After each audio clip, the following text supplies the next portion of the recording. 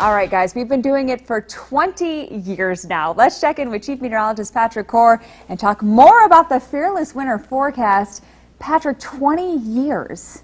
Okay, you don't have to keep pounding me on that. That's just amazing. You know, it's something where we've had some years to where, you know, I'm thinking, wow, I have a good handle on this, and it just didn't happen. And some years it's kind of worked out to where our thinking, our thoughts have kind of worked out for the next 3 months, but it's very hard to forecast for 3 months. Very hard to forecast for 7 days. It is. You know, it's the fall now, obviously, so winter's not here yet. What exactly are you looking at? How do you come up with this forecast?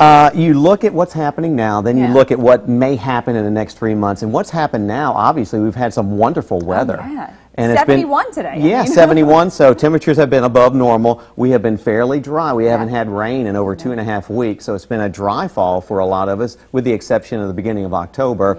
And you also notice what's happening outdoors. Last year, we did not have many acorns and many things to eat, and this year, I tell you what, it is all over the place. There are acorns all over, and a lot of the, you know, old-timers saying, man, that means we're going to have a big winter. Yeah, so the squirrels can have lots of stuff to keep them warm and full this winter. Wow. They're smarter than you think. And on that note, I wanted to go ahead and show you a few things that we are looking for. This is what I want to look for over the next, let's say, 4 to 6 weeks when it comes to our winter. A split jet stream, you know what I'm talking about there, but basically it's a river of air that carries our cold fronts. And if you have a split jet stream, you have the jet stream coming in from the north that brings in the cold weather, but you also have a southern jet stream that brings in moisture from the Pacific. If that is the case, then we will see much wetter conditions here, or much more precipitation. Length of the cold snaps is something else we're going to be watching pretty carefully. Ground temperature, because you have to have a ground temperature that's pretty cold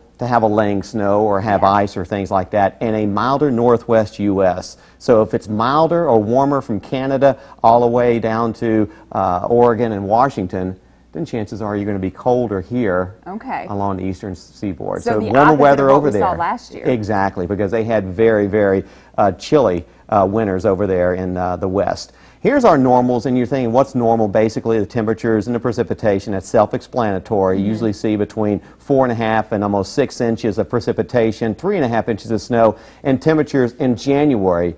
That's our coldest month, you know, typically.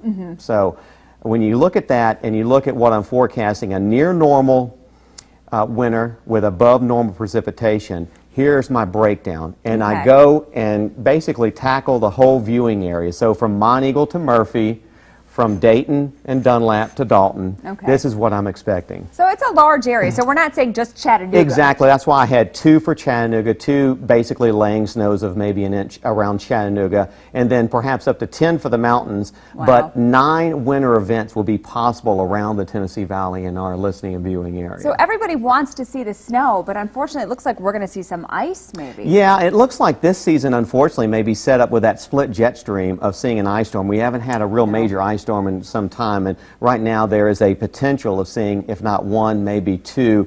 And it looks like usually the western Carolinas, the Blue Ridge, see that, and areas like Sand Mountain and to our southwest see those major ice storms. But it's a possibility for us today. And that's dangerous road conditions and trees coming down, power lines coming down. Weakened trees from the tornado outbreak and, you know, things that have been weakened, and so that's something we're going to be watching pretty carefully. But I think, you know, that is my main concern for this winter. And right now, I'm pretty confident that we're going to see above normal precipitation. All right, and we're going to be watching you very closely. So thank you very much for that. And we're going to be right back in a minute. Stay with us.